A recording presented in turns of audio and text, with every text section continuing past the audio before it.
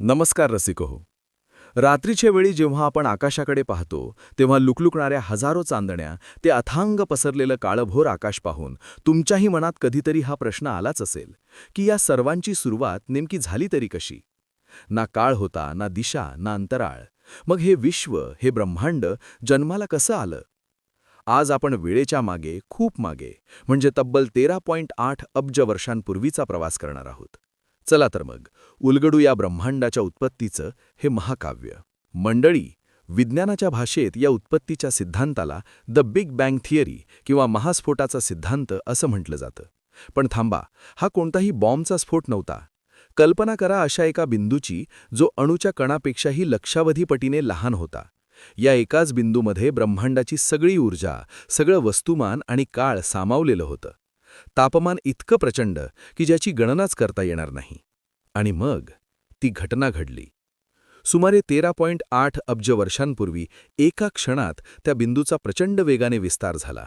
तो एक महास्फोट होता. या स्फोटातूनच जागा म्हणजे स्पेस निर्माण झाली आणि वेळेची टिकटिक सुरू झाली.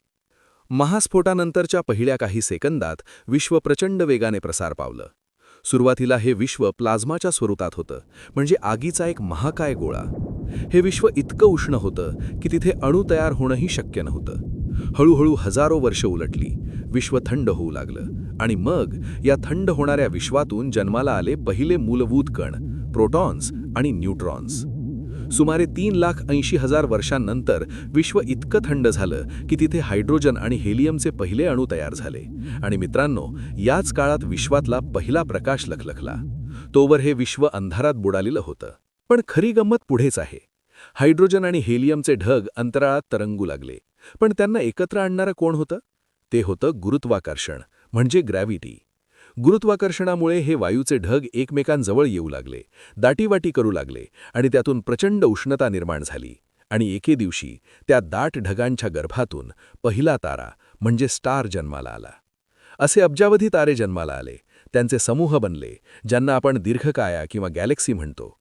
आपली स्वतःची आकाशगंगा ही त्यातलीच एक आहे.